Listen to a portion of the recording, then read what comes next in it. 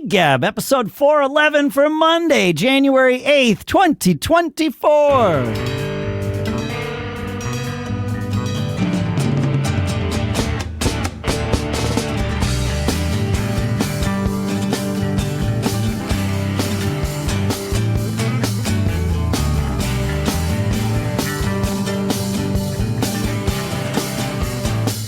Greetings, folks, and welcome to Gig Gab, the show by, for, and about working musicians here in Durham, New Hampshire. Today, easy for me to say.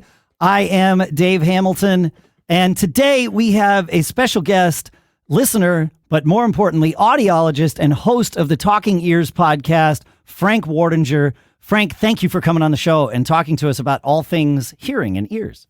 Yeah, thanks for having me. I'm super excited to have this conversation with you. Same. Yeah. I was glad when you had reached out about, after some of our recent conversations about in-ear monitors.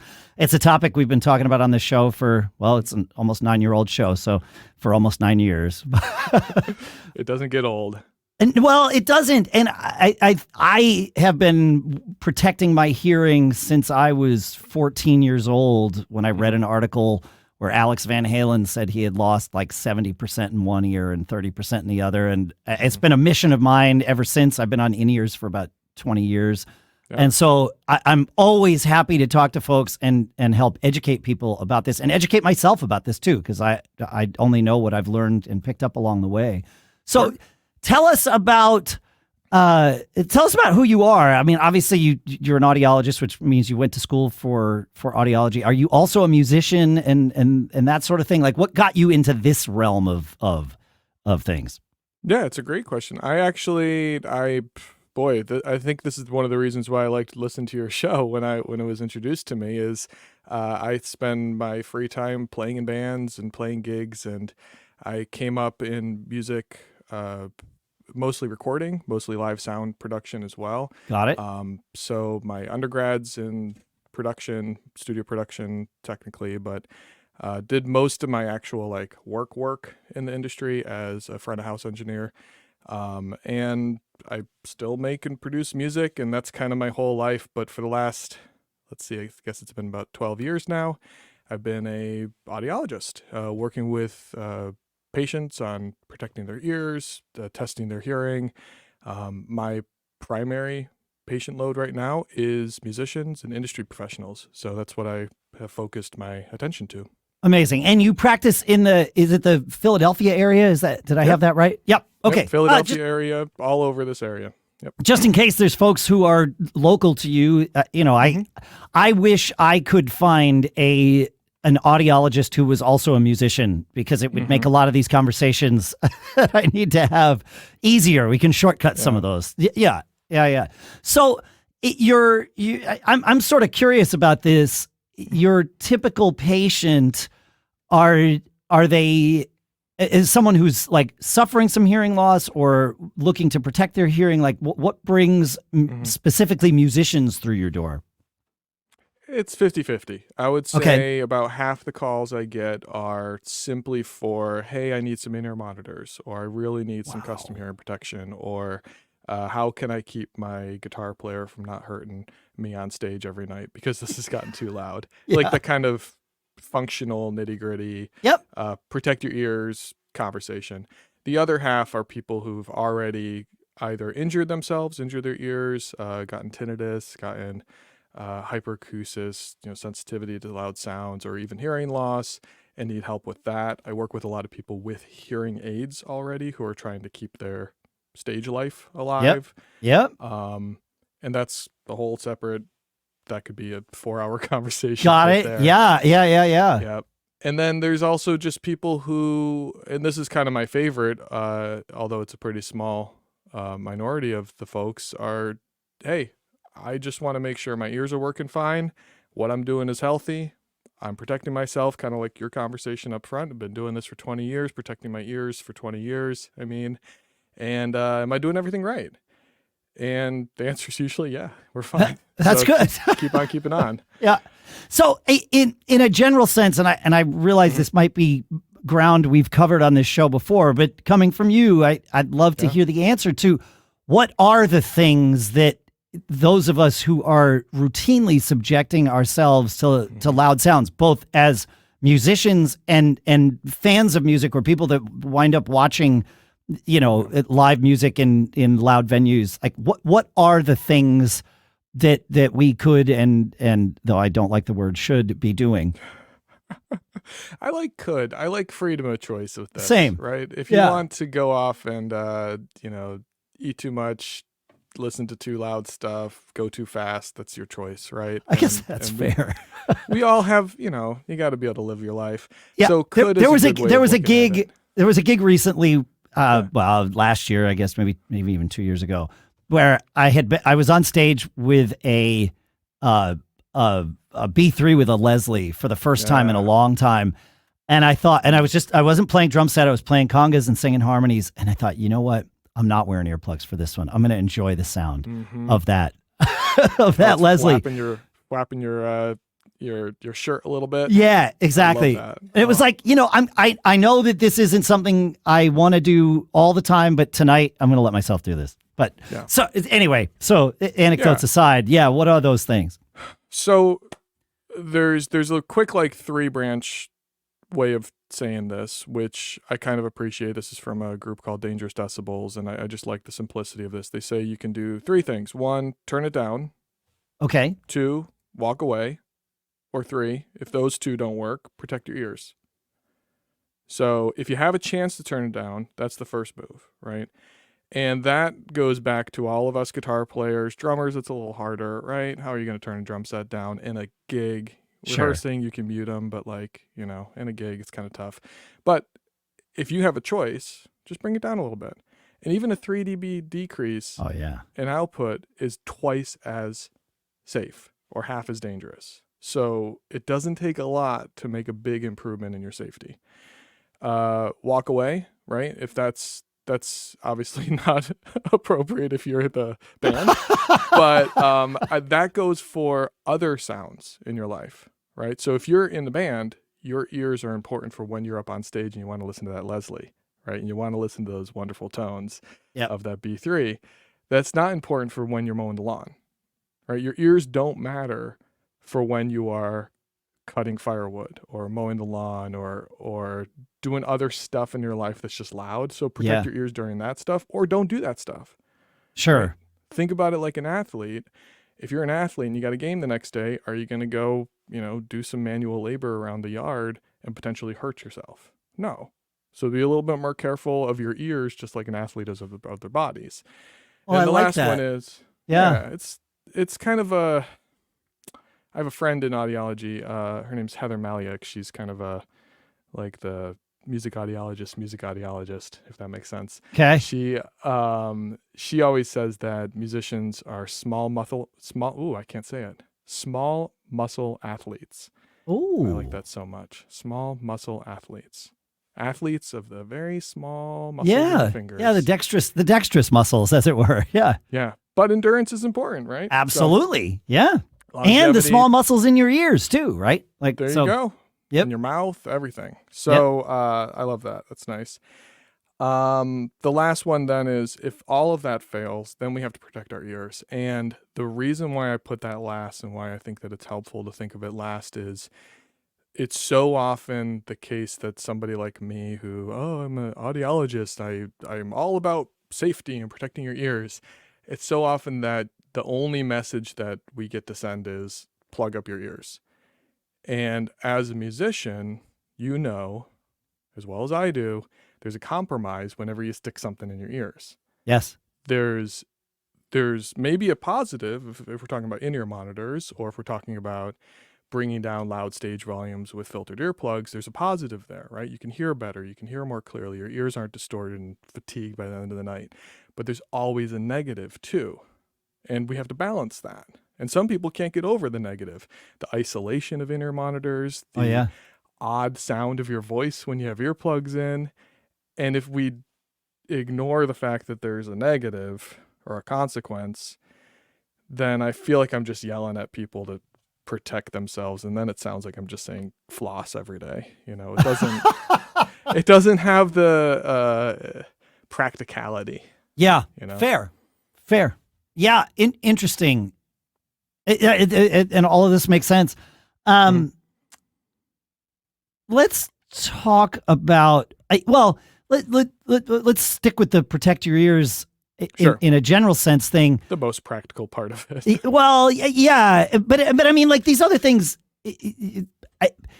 turning it down. How do you, maybe that's a better place to start, because we can put earplugs in. I want to talk about the different types of earplugs and kind of where you fall on that. But let's visit this turning it down.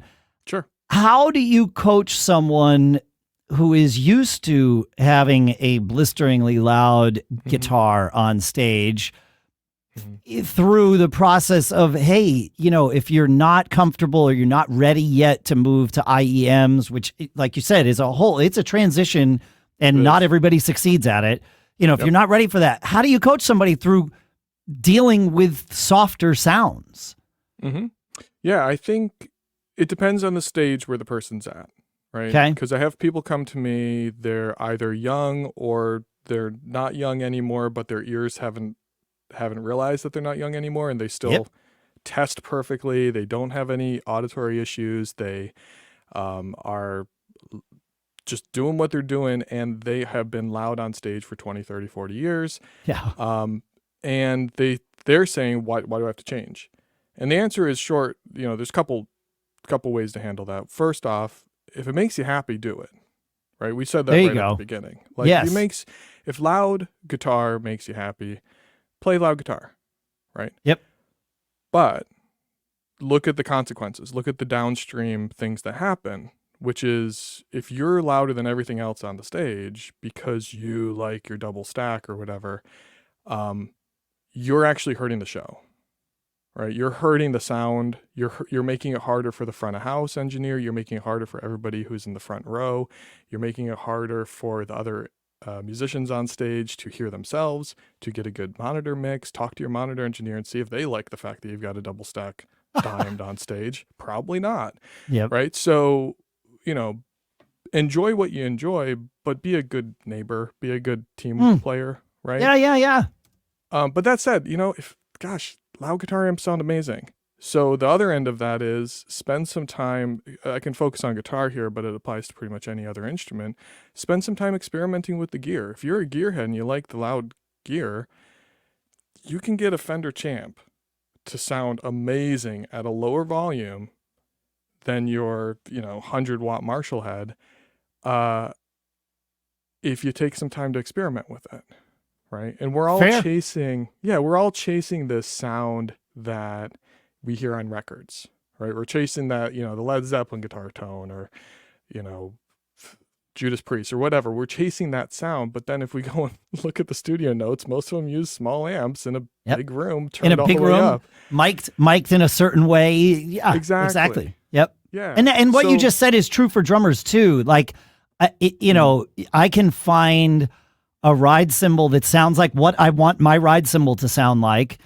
And it can, one model can be half the volume and half the wash and half the presence of another volume. Yeah. And I think it's really important not just to listen, even when listening to records, not just to listen to the sound of any one instrument, but how that instrument fits into the mix. Because a big part of like the Led Zeppelin guitar sound or even the Led Zeppelin drum sound is that those instruments, none of them were just washing all over the EQ spectrum, right? Like they were fit very well into their own pockets of the EQ. And certainly there's some overlap, but each instrument had its own little home so it could breathe and sound great in the mix. And I feel like, we all get used to it's an easy trap to fall into. We don't all do this, but it's an easy trap to fall into where we get used to what our instrument, our drums, our guitars, our voice even sounds like alone in our studio or our bedroom or our basement or wherever it happens to be. And then we just take that thinking onto the stage with us, which is, of course it's going to be different. A, it's a different room, and B, there's other instruments around now. So finding your home within that specific band, I think is something that's lost and can really help not just the overall sound of the mix, but our hearing in the end, because you get to be quieter. Yeah. Yeah. And then I know a lot of bands, and this is kind of a lot of people's move now to answer this question of like, but I like my big amp, or I like this specific amp at, at its breakup point. There's a lot of, and this is definitely, this takes a little bit more real estate. So much more higher end touring bands get to do this, where they take their amps and they put them in ISO chambers backstage or below stage, or they use power diminishers on the speakers, or there's lots of tricks to get the same or similar tone, but be a good neighbor and be a good partner at the same time. I had a good example, and I'm gonna butcher this quote, but it was a patient. Sorry, I butcher things all the time. Yeah, right. Why not? Why not? He told me that he and his band talk about everything as side dishes. That at any given moment there might be a main dish, like an entree, like the chicken or whatever, and that's probably going to be the singer or the soloist or whoever's doing the intro. But everything else is a side dish, and it's there to support. Some of them are there to be a little bit salty, a little bit sweet, a little bit spicy, but nothing is supposed to carry the whole meal, right? So you got to sit back and recognize what role you're playing in this scene, or what role your instrument is or your character is in this moment. And I just like that analogy of the side dish better. Yeah. It's really, it reminds you that the mashed potatoes are important. They don't have to be the only thing you eat. In fact, that's probably going to be a bad meal. That's a bad, yeah. Even if, you take the entree of the, the chicken or the steak or the fish or whatever, like that's the entree, but it's still going to be kind of a boring meal if that's the only thing you eat. Yeah. So, I'm a keyboard player primarily when I play live nowadays with bands. And I think of it like I'm here to serve a lot of functional purposes. And every once in a while, somebody's looking at me. Like people are listening to what I'm doing. But most of the time, I'm just filling in. I'm here for support, for chords, for piano, for organ, whatever it is. I'm a side dish. I like that. I like that idea. No, that's a good perspective to have. Yeah. All right.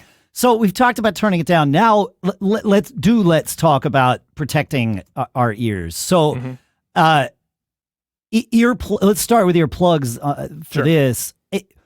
There's all kinds of earplugs out there. There's the foam ones, the putty that we shove in our ears, and then there's the more technologically advanced ones that have filters and even adjustable filters, like we talked about a couple weeks ago. So where do these, if I walked into your office and said, okay, hey, I know I need to, I'm 14 years old. I just learned about Alex Van Halen. I'd want to protect my hearing. What do you recommend to me as a drummer and someone who likes to go see live music?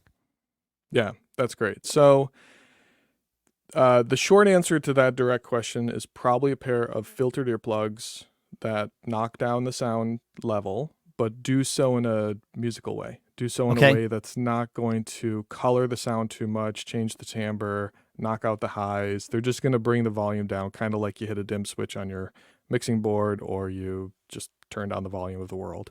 Yep. That's the goal. That's the ideal filtered earplug, and we'll get back to that one. But the long answer is there's so many options, and foam earplugs that still are sold in music stores. I don't know why. I think of them as they're like a sledgehammer, right? They are really good at taking care of big problems really effectively. Okay.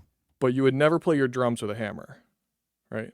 I mean, sometimes it might be fun, but now I'm remembering a video of Maynard James from what's his name? Maynard James Keenan from Tool. Thank you. Yeah. Yes. I always want to say Maynard James Ferguson, but that's. I feel like there's a mashup here, man. There's a mashup, but Trump is playing Maynard James Keenan. Maybe we just gotta change gears and explore this for the next 45 minutes. But I remember a video of him playing drums with a shotgun. Anyway, moving back. Yes. So hammers are made for construction. Foam earplugs are made for construction work, all that noise, literal noise in the world that we just need to protect ourselves from. So think of it like a hard hat or like a hammer. It's just there to get rid of all the sound that's dangerous, but it's not musical at all. So think of a filtered earplug, whether it's an over-the-counter filtered earplug, universal fit, or a custom one. Think of that as like a pair of drumsticks. It's been made to play the instrument. It's been made to be musical. And then there's all these specialty ones out there that I think of, like, I'm trying to do drum analogies with you, but it doesn't matter. No, our listeners are not just drummers. In fact, that's probably the minority. Our listeners are actually musicians, not drummers. So, you know. Oh, bingo. I get to say that, you know. Yes, that's right. Yeah. So the last analogy there would be that there are specialty earplugs that I would think of more like, you know, mallets and special types of hitting implements that do special things for special circumstances. But the general purpose filtered earplug is what most concert goers and most musicians need and want and prefer when they're on stage. You know, there's a compromise always, but they're the ones that do the job correctly. So, you know, as someone coming in, not quite sure of even how this is going to feel to play with earplugs, probably not ready to invest in custom fit earplugs and all that. Are there brands that you might recommend, or models specifically you might recommend? I mean, on the show. Okay. Yeah. I'd love to hear. Yeah. So the one filtered earplug that I have been recommending for my whole time being an audiologist, and it still kind of stands as the strongest, is actually the original filtered universal fit earplug from Etymotic. The ER20 research. Yep, the ER20. Etymotic research. They make some of the best, you know, reference in-ear monitors or earphones. But they pioneered the filtered earplug back in the 80s. Sure did. And created this universal fit version of it in the 90s that just stands as kind of the best quality one as far as the sound quality goes and the fit. And it's got, you know, whenever they research filtered earplugs and, you know, Wirecutter or whoever else is going to go through and look at the best 20 concert earplugs, this one always comes out as, it's just sounds the best. It has the flattest frequency response, and you can measure this thing on a real ear microphone system, and we just go, hey, look, it's flat. There it is. Yeah. Relatively flat. Right. So yeah. I'm always happy to recommend that one. There's an older version that's like $15. There's a newer version that's about $20. It's one of the cheapest ones. So I just tell musicians, look, even if you're going to get a custom earplug, even if that's your move in the end, just start with these. Go, you know, get them same day delivery. It doesn't matter. Get a couple pairs of them. I have, you know, guitar cases and keyboard cases, and I just have a couple sets just stashed in every one because I don't want to be somewhere without them. A piece of advice: keep a set in your car, folks. I can't tell you how many times I've been so happy to know that I have earplugs in my car. And if you travel, keep a set in, you know, whatever your travel bag is, because I find myself, you know, somewhere at some conference and it's like, oh, hey, there's a band playing tonight at that party. Let's go see it. It's like, oh, thank goodness I have earplugs with me. So, yeah. 100%. No, that's actually advice. The best advice. And there's keychain attachments for earplugs. And honestly, I have a lot of musicians who wear or have a keychain attachment that's just a little pill box with a couple of foamies in it. Yeah. Because they squeeze in there, right? Yep. And then you just have something with you all the time. I keep some foamies in the case where I have my custom earplugs so that if I'm with a friend, I can like, oh, here you go. Or, you know, I see somebody at a concert that clearly is, especially kids, like it. You know, the thing is, everybody's hearing is being negatively impacted by a loud show. Kids will show it more. And so it's like, I often will offer to the parents, like, hey, do you want to give your kids these earplugs? You know, so yeah. Well, and they didn't drive themselves there. They didn't choose They this. don't have the agency. Yes. Yeah. Fair. That's right. Yeah. And their hearing is arguably more sensitive and more likely to get damaged. Far more. So it's I know that's kind of an aside, but protect your kids' ears, man, for everybody. Yes. Please. Yeah. Yeah, absolutely. That's great. Yep. Have you had any experience with the loop earplugs? My family seems to love these. Have you anything good or bad or indifferent about those that you found? Well, I should, and this will factor in. There are 2 or 3 dozen other, not universal fit, filtered earplug out there, that have made waves throughout the years. Loop is one of the more kind of trendy one over the last 2 years. Personally, I love the design of it. It looks cool. And it just hides in your ear. Yeah, it's great. Yeah. And when you do see it, it actually looks cool rather than looking kind of lame. So earplugs tend to fall into the lame category more often than the cool category. So it's nice when people make something that actually has like a design aesthetic to it. That's nice, right? It just motivates people to want to look into it. The loop is pretty nice. They sound pretty good. I've had some people switch from that back to the ER20s just because the frequency response is more level. But got it. For concert goers, it almost ticks more boxes because it doesn't look like a piece of transparent plastic that was designed for sound and not for looks. Yes, function over form. Yeah. Yeah, they balance the two, which is cool. Yeah. One of the earlier models of that kind of concept with the dubs, those have been pretty I remember the dubs. Sure. Yeah. Yep. They had a big splash, and I got grumpy about them because they sounded, and I apologize to anybody who worked on them. They sounded real bad. When you're a musician, when you're a concert goer, they're cool because you retain all the bass up to about 300 hertz. You hear just full on, absolutely no protection down there. But they knocked out like 25 dB in the highs. So as a musician, it's like, I can't wear these. Yeah, right. But they got some cool people to promote them, and they looked cool, and people bought them. Yeah. And I'm all for protecting yourself.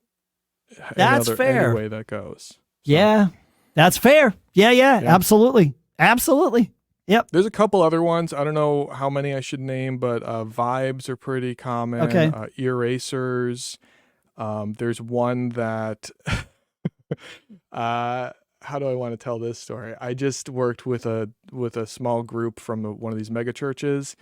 They got everybody hooked into this one kind of earplug that they realized they made a mistake because they can't say the name of it in their church or to their youth groups or when they're talking about it. So they had to come up with it. So they call it the EG because it's called the Eargasm. Oh, I know about the Eargasm. Sure. Yeah. You can't say that in your church. Sure. Oops. So they, Again, marketing though chooses these things, and guess what? Sometimes it motivates people to purchase it. So it's a name that catches your ear, so to say. Catches your ear. I don't know. It's what I do. I can't help it. I love it. There's about 4 more jokes we won't go into. That's right. Oh, yeah. If you build it, no, never mind. It's like I said, it's what I do. I can't help myself. So help me. I'm always curious about this. When you said you did a lot of front of house sound, would you wear earplugs when doing front of house sound? Like, how do you balance that? We had Brad Maddox on a number of years ago. He's front of house for Florence and the Machine. He was with Rush for a long time. And he said, if he's going to a show, he'll wear earplugs.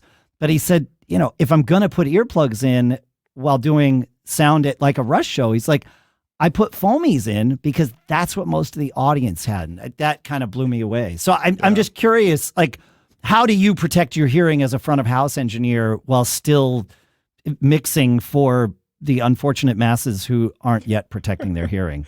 Man, this will take up the rest of the call. No, there's so much depth to this one question, and I spend a lot of time working with engineers, front of house, monitor engineers, systems engineers on this specific question of how do you trust what you're hearing when it's too loud? 95, your average concert at front of house, 95 dBA, average. Yeah. That's too loud. Yeah. Right. That for our ears, but that's the average, right? Sometimes it's up to 105 even, right? Yep. And we're distorting our ears at that level. Our ears are literally distorting to a point where we're not hearing the clear, true nature of it, but we are hearing what the audience is hearing. Yep. So how do we decide which hat do we want to wear and emphasize at the right time? And my answer to that is that you got to do both, unfortunately. You have to hear what the room is doing. That's part of the job. Yep. Hear what's happening in the air, hear the effect that it's having on your body, having on the room, seeing if you're vibrating anything you're not supposed to vibrate in the room. Fair. Right? Yeah, right. Yeah. But if you go unprotected for, let's say, a 2-hour, 3-hour show as the front of house engineer, your ears will, at 100 dB, almost guaranteed, everybody out there will start to fatigue, meaning they're going to lose some high end, right around 3 to 6K sensitivity. And as you go through the night, your natural reaction is going to compensate for that. You're going to reach up and change some EQs and change some levels and change the balance. And typically speaking, we see levels rise throughout the night and the brightness of the show rise throughout the night. And this is across the board. And some people could argue, well, that makes sense because everybody else's ears are the audience is doing the same thing. Yeah, right. Right. So everybody in the audience 3 hours into the show is going to go, it sounds muffled now. Yeah. Yeah. It does. Yeah, let me tell you why. People don't want to hear that conversation, No. 2 hours into a 2 hour and 30-minute show. No, you don't want to hear it's like being told that you made a mistake, right? Yes. People either say, oh, okay, so next time I'll learn from that, or they dig their heels in and say, absolutely not, I don't believe that. So that's a polarizing conversation. Oh yeah, no, it's not. It's not fun to have at a concert. There's no point. No. Yeah. No, and they spent money. This is a night out. This is not supposed to be work for them. But for the people who it is work, we need to think of it more professionally. So my answer is you have to wear both hats. And the other hat of it is by protecting yourself with a filtered earplug, with something that's relatively flat, and learning that. So ear training to that earplug, knowing what it sounds like, just like knowing what your monitors sound like, just like knowing what your headphones sound like and how that translates to what the room is. You can wear those earplugs, filtered earplugs, for the majority of the night and just do a spot check. I usually say the first couple songs, and then there's going to be songs throughout a set that you know are coming up that are tricky, that you have to pop out to hear that ballad or to hear that complicated thing or that cue that's tough to get the delay right or whatever. Sure. And then very often, the encore is just kind of fun. Yeah. Enjoy the encore. That's right. I'm sorry. It's just fun. No, even when I go to shows, I will often pop my earplugs out for the encore and just enjoy the sound of the room and then go home. Yeah. Yeah, because it's just like, well, at this point, I've protected myself. Yep. Right. I've earned this. Exactly. So that's usually that's kind of my starting recommendation for front of house engineers is do sound check without earplugs in. Get everything right. Yep. Right. Do the first couple songs without your earplugs in. Get everything right. Know and trust your mix, and then stop fiddling with it. Pop your earplugs in, and then you're maintaining your mix throughout the night. Now that works for some bands. For other bands, I know that that's not the way that they have to run because there's so many changeovers in the middle of a set.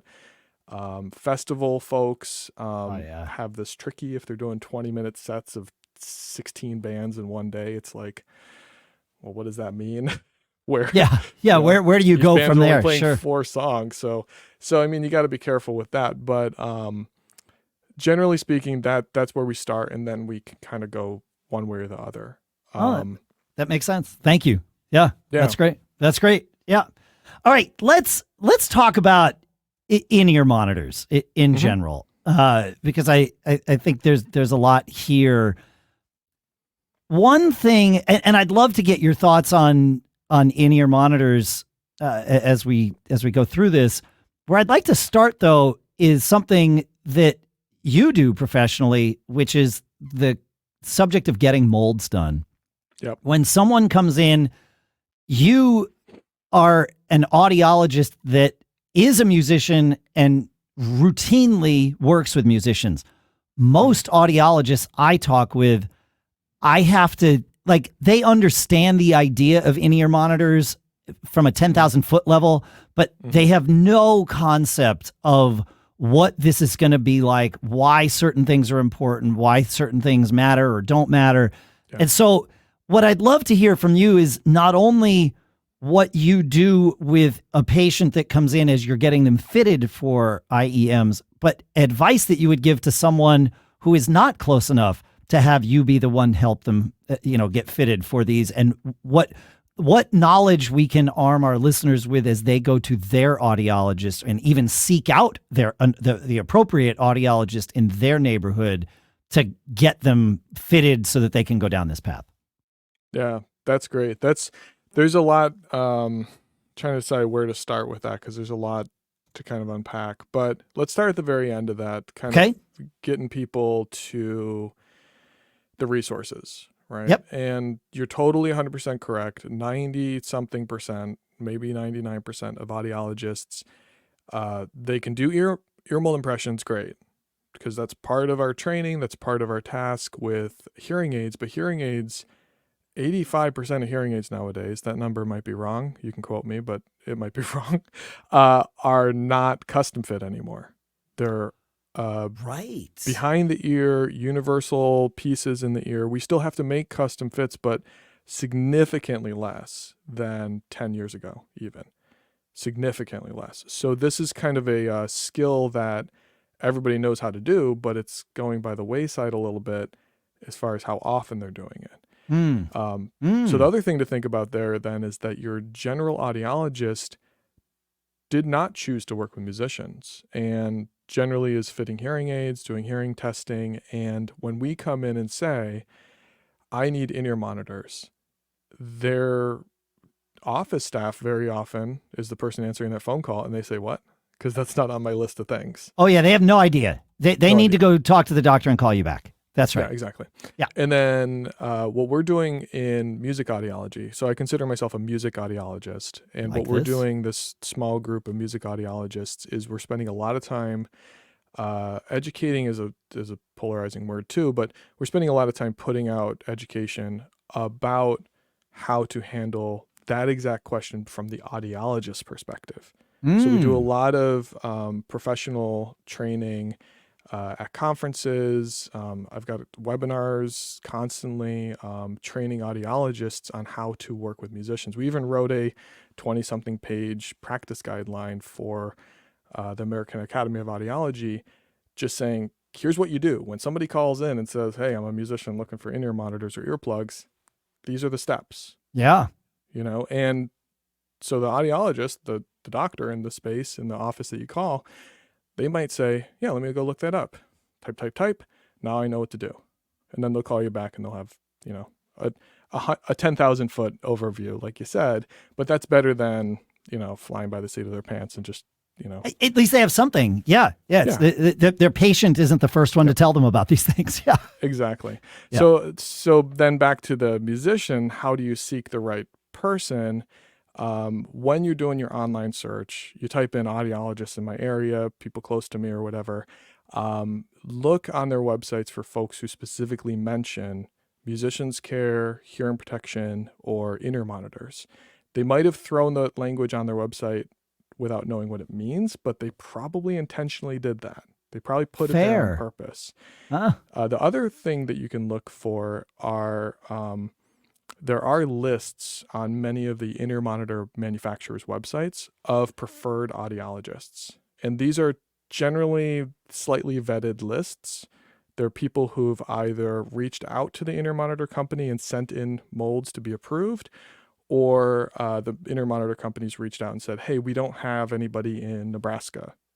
Are you comfortable doing this, right? Got it. So I know of two big lists that a lot of folks use. One is at the Jerry Harvey website, JH Audio. The other one is Sensophonics, which is the Chicago monitor company. Yeah, Michael Santucci. Yep. Those both have very carefully vetted lists. Got it. Let's put it that way. So they're a good place to start. Okay, that's good. Yeah, I find that those nearly every IEM vendor has their version of that list. Yep. I've talked with some who have said, "Oh, yeah, but don't use our list because it's so out of date. Like you just got to find any audiologist in your area." And it's like, okay, so it's good to know that the Sensophonics and the JH Audio lists are seem to be more manicured than some of the others. Yeah. Okay. That's good. Yeah. That's good. It's a good starting point. The other answer to that, if you'll indulge me, is of course.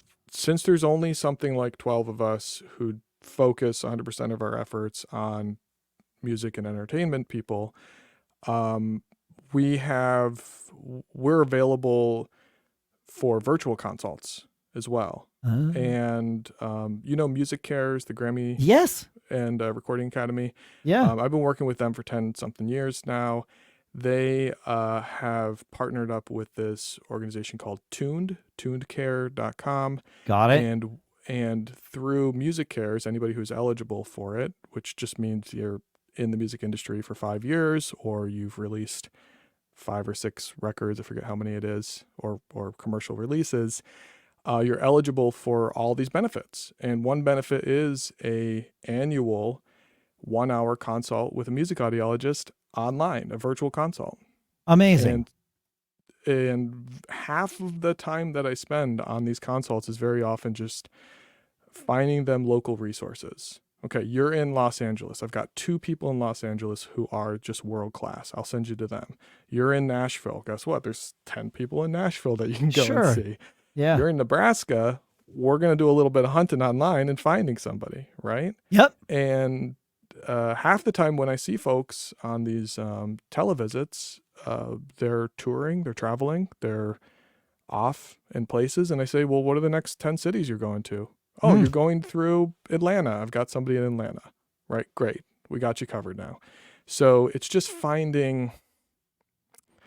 helping identify those who will reduce the burden of remakes, reduce the burden of I've got to go explain this all to the right, exactly. Yeah. And then you mentioned, it's hard to find an audiologist in your area in New Hampshire. That's what the virtuals are for. Yeah, and that's we can have great. The deep conversation, and then you can go to a local audiologist, get the ear molds, do a thorough hearing test, and you've basically gotten the same as coming and seeing me in Philly. That's arguably. Great. Interesting. Okay, yeah, and that tuned resource, I had no idea about that. So that, we might have buried the lead, folks. It took 35 minutes. No, I think it's great. We've been doing this 9 years, and I've never heard of tuned. So I'm stoked. Yeah. Well, it's only been about 1.5 years. Okay. You know how Music Cares has been doing hearing protection, custom earplugs for, gosh, I don't know how many years, 15 years. Yeah. And what we would do is go to venues, go to festivals, line up folks, get them registered, get them check their eligibility, and then fit them with custom earplugs. Yep. And so I'd do these clinics. We would ship off 10, 50, 100 earplugs off to all these folks. And then we follow up 2 years later, and it turns out half of them never opened the package because they didn't need them in the first place. They just liked the idea of a free thing. Yeah. Half of them lost the earplugs. Then that leaves not too many people.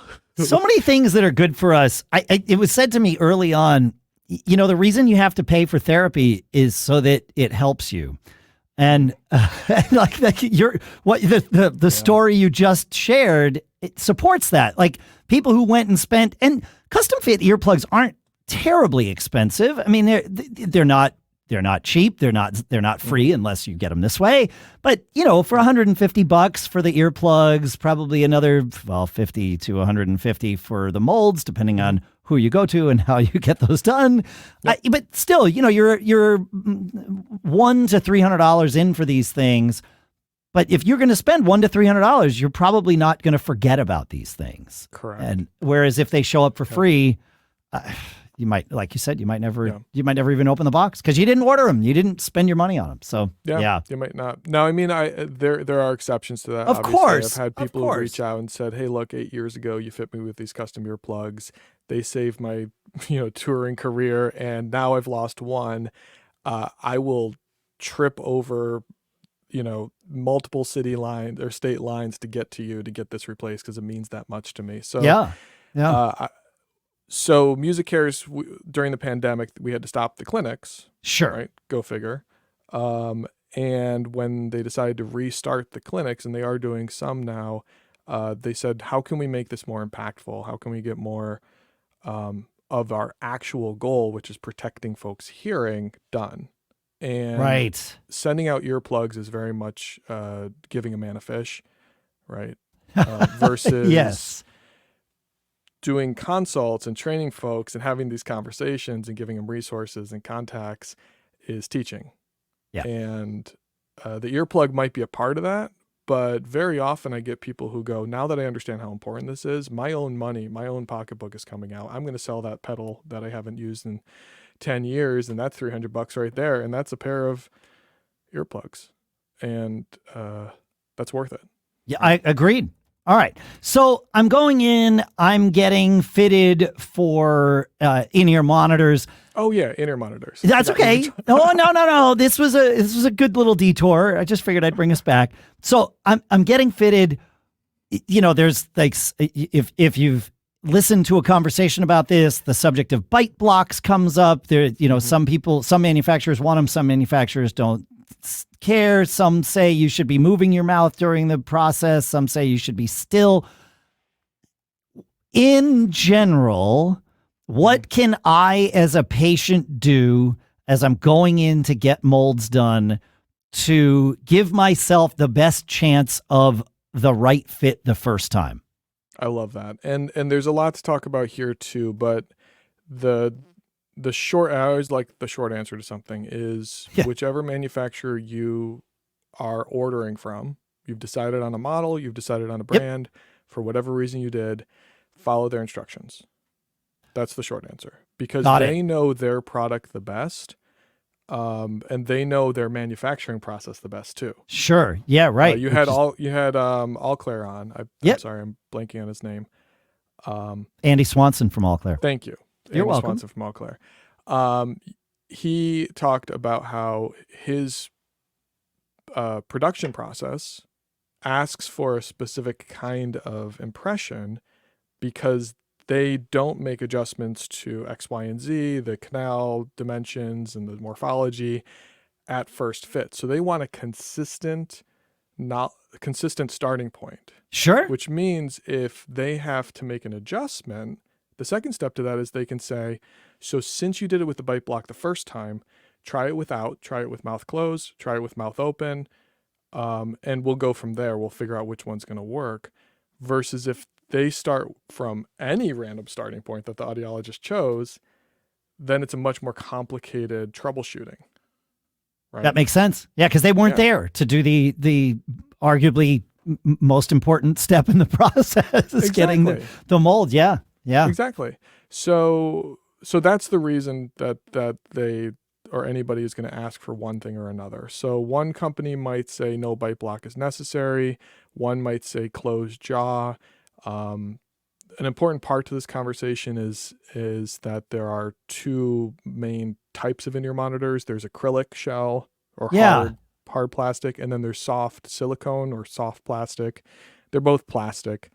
I hear both sides of the argument throwing words at each other saying yours are made out of plastic. And it's like, well, yeah. It's all plastic. It's all plastics. We're back to The Graduate, right? Yeah, it's all plastics. It's all ball bearings. That's Fletch. That's right. From The Graduate to Fletch in 14 seconds, folks. This is what you showed up for. I love it. God. So with silicone in your monitors, since it's a dynamic material, they usually require a dynamic jaw. So your jaw should be moving like it's going to be moving when you're using it. So if you're a sax player, I have sax players bring their mouthpiece or even their whole sax so that their embouchure is captured, which adjusts their ear canal shape. Yeah. Trombone players, trumpet players, Dizzy Gillespie's, giant mouth trombone playing. It changes ear canal shape. You can just see it. I had a opera singer the other day who does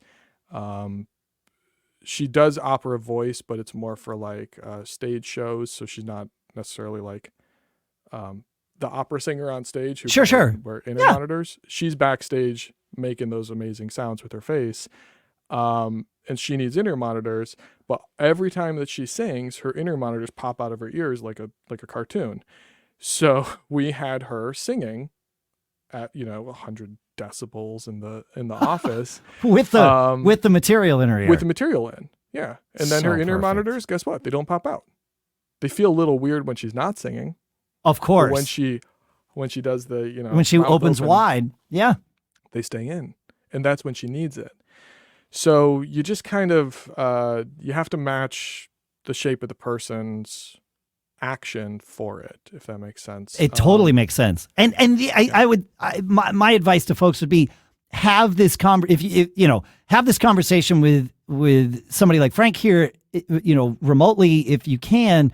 But regardless, even if you have had the conversation with someone like Frank, have the same conversation with your audiologist, because the more they know about why they're doing what they're doing, the better they're going to, if all they know, information doesn't need to be siloed here, right? Yeah. Like there's no top secret things going on. Share as much as you can with the person who's doing those molds for you. Even if they haven't been through it before, they might have been through something similar. You might trigger this reminds me of, okay, great. Now we're collaborating here. Yeah. 100%. Yeah. When the question is, I don't know what I'm doing, follow the sheet. Yes. Follow the instructions from the manufacturer. When the audiologist is involved in the conversation, though, you can get more nuanced. And I remember you mentioning, and maybe I'm misremembering this, that when you got your molds recently done, they didn't use a bite block, but they used a different technique.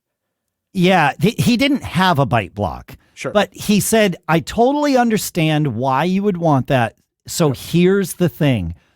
Relax your jaw and leave it relaxed during the whole thing. Don't clamp your teeth shut, but don't open your mouth like you're pretending to be a snake eating an egg. It was just relax your jaw. I understand what needs to happen in your ear and what a bite block would do. So trust me on this, do this, it'll work out. And they did. Yeah. So maybe this will be a tangent, maybe too technical. You have the editing abilities to make the show better if you choose. Yeah, but I'm a lazy podcaster, so you're going to hear this, folks. Here it goes. Love it. Yeah, I'm trying to learn to be I'll rein you in if I need to. Yeah. Bite blocks. Gosh, there's so much to talk about with bite blocks. The first thing is, if they ask for a bite block and the manufacturer says just use a bite block, the reason is they want a consistent starting point. Not that the bite block is magical. The bite block doesn't do anything magical to the ear canal. It doesn't fix anything. In fact, there's been the studies that they base that recommendation on show that something like 30% of ear mold impressions would be better without it. Got it. But the fact that you're consistently starting at the same starting point is the purpose of it. That makes sense. I carry bite blocks with me when I do inner monitor impressions. The last time I used one was several years ago, though, because every time that somebody says, it says bite block, I say, great, this is the reason for the bite block. I'm going to do it a different way. And if you have any problems, I'll be happy to redo your impression. And guess what? Yep. I don't have to do redoing those impressions because they come back great. So it's exactly that technique that you talked about.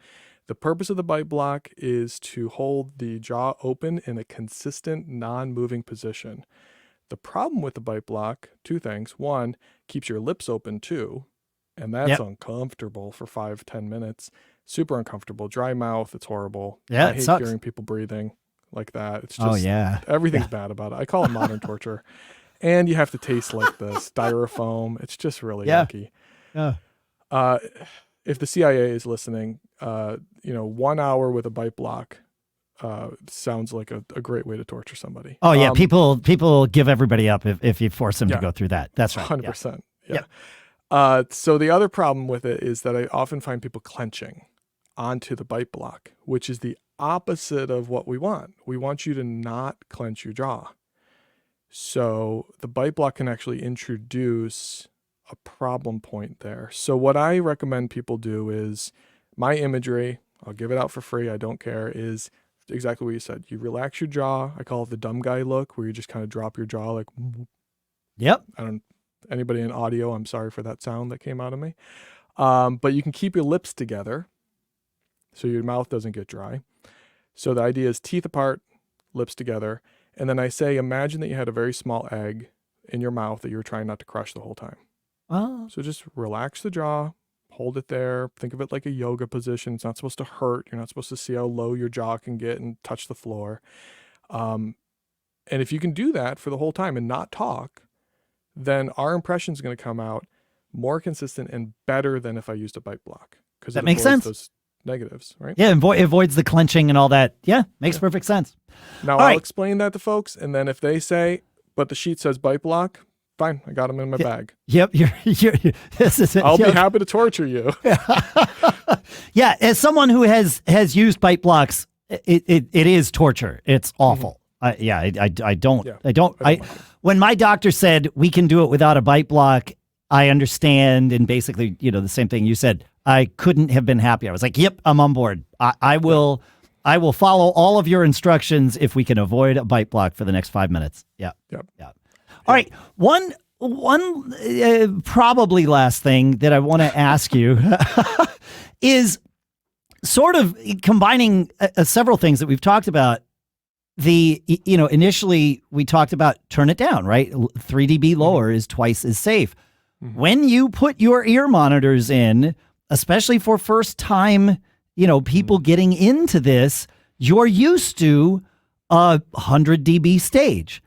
And so you put the ear monitor in, and the natural inclination for most people is to turn it up to what you're used to, which isn't helping your hearing. It might help you hear better. You might, because you're going to have your own mix now, but it's not going to help your hearing. So I'm curious if you have any advice for folks, especially not just folks getting into this, also for folks like me who've been wearing in-ears for 20 years. How do you coach people in keeping those levels of your in-ears down? That is such a good question. So I like to base things on research because it's, smarter people than me have looked into these questions, right? Sure. And there is a great study that's referenced a lot in these conversations from 2008 where they gave a bunch of people stage monitor mixes very similar to, just a regular stage setup with monitors playing at them. They were singing into microphones and playing their instruments, and they were asked, set your levels. Like, they actually gave them a volume control. Set your level of your stage monitor to where it's good for you. You can hear everything, and fine. And they measured the output. They measured how much sound is going into their ears. And then they did the same exact thing with well-fit in-ear monitors. And they happen to be isolating silicone in-ear monitors. Yeah, there we go. Ricketts and Fetterman. Yep. And I'll put the link in the show notes for everybody, folks. Yeah, it's the best. Fascinating. And the outcome was that people chose almost to the exact decibel, within plus or minus 1 dB, the same output level in their in-ear monitors as they chose in wedge monitors. Yeah. And the question that they were trying to answer was, are in-ear monitors safer? And the obvious answer to that question with that outcome is no. The devices themselves are not safer. They don't protect your hearing by default. No. By default. However, they support a healthier listening level if you know to pick it. So the answer is we have to actually make a conscious choice to say, all right, I know what I like to monitor at. I know, or let's rephrase that. I know what I've been monitoring at and what I've been doing and how it feels. Yeah. Is that really how much sound I need? So we always ask the question just like, well, how much do I need then? And the way to get to that point is very simple. And it's probably what a lot of people do naturally or intuitively. You start with the volume all the way down and you slowly raise it up until it's just enough. Yep. If you aren't getting what you need, you can raise it up a little bit more. But instead of saying, I'm going to start where I normally start and go from there, you're only going to be overwhelming your ears and probably setting it at the same or even a louder level. It might be louder. Yeah, absolutely. Yeah. And then these darn in-ear monitors, they sound so good. You want to hear more. Levels, they don't distort. Yeah. That people just go like, well, cool. Now it's an ice cream bar. Let's just Let's just go to town and, might as well just have 6 scoops. No, let's start low. High quality, low quantity. That's a better way about it. I like it. Yeah, because I don't trust myself, right? I know that volume creep happens, right? Especially if you're in the middle of a show or something and it's like, oh, I need a little more of this. And you crank it up and then you start the next gig with that setting where you saved it at the end of the prior one and without sort of rebuilding that mix. And rebuilding a mix for every gig is tedious and certainly none of us are going to do that. But what I will do is take the output volume and turn it down a couple of notches and start there. And often I will have to bring it up and wind up splitting the difference or whatever it is, which is fine. But to your point, starting with it lower than I need it and getting it up to the minimum level that I need is where I try to be. I'm certain I fail at this probably more often than I don't, but I at least try to be aware of this would be a good thing to do every time, Well, it goes back to something, and it's the new year, so this kind of falls into line with being topical, is question your habits, right? You have a habit. Yeah, right. And your habit is to start your amp at 8 on the output.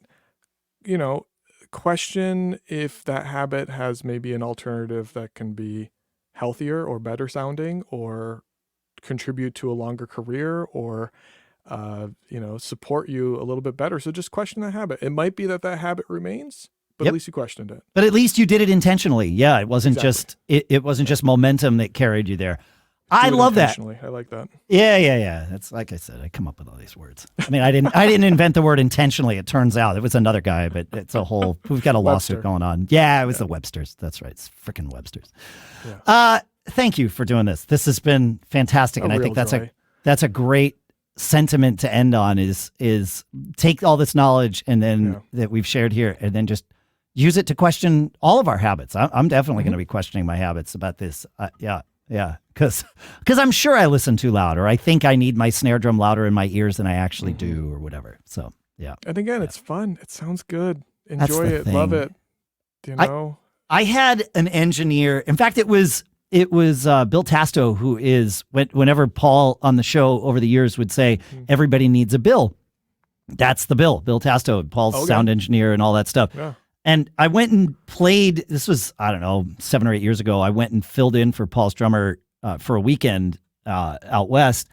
And I had been on in-ears for, 10 years at that point, but Bill didn't know that. And he's like, oh, you're going to use in-ears? I'm like, yep. And he's like, okay, I'm like, can I use my iPad to dial the mix? He's like, sure, of course, no problem. And he's like, and I'm like, oh, which channel's the snare? Whatever. And he said, oh, it's, channel 4, whatever it was. And he says, just be careful. You don't want to get too addicted to that snap of that snare drum in your ears. He's like, because that'll hurt you over time. I was like, oh, like I already kind of knew that, but what great advice for a front of house engineer to give to a drummer or any instrumentalist. But he's like, yeah, just don't get addicted to that snap. And I was like, oh. It's a really good way to put it because it is addictive. Going back guitar amps, going back to, that ride cymbal or that China cymbal that just sounds amazing, but it's way too loud. Yeah. They're addictive, and anything that's sweet and delicious and full of butter is addictive, and we get the same thing with sound. Completely. Yeah. Absolutely. Yeah. Cool. Well, again, thank you for hanging out with us. Tell people where they can find you, Frank, if they want to get in touch or do a virtual session or I don't like calling it virtual. You are actually a real human, I believe. So I'm going to call it a remote session, but be that as it may. I was replaced by AI a couple of years ago. That's right. Smart. Yeah, that's great, man. So televisits, virtual sessions are done through tunedcare.com. Okay. If you want to find something more memorable, just go to Music Cares. Which we're all familiar with Music Cares. They do great work.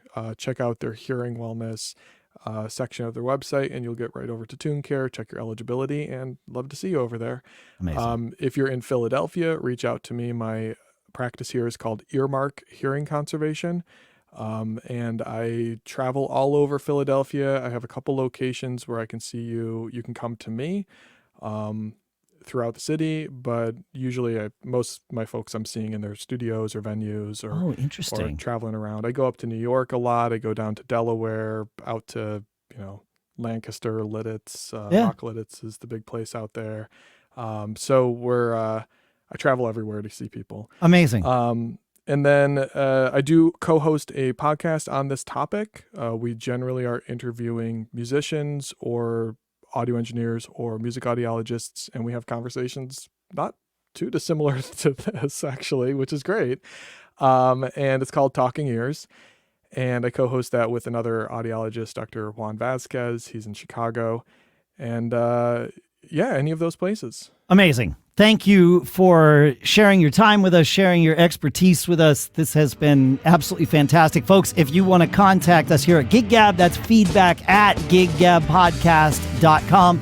We'd love to hear your questions. And if you've got questions that you want us to ask Frank so that we can share them on the show, that would be great too. Frank, do you have 3 words to share with us before we all say goodbye today? Yeah. I would say love your music. Nice. I like it. Yeah. Love your music. Love your music. Other there people you go. do. You might as well love it. Absolutely. And of course, always be performing. We'll see you next week.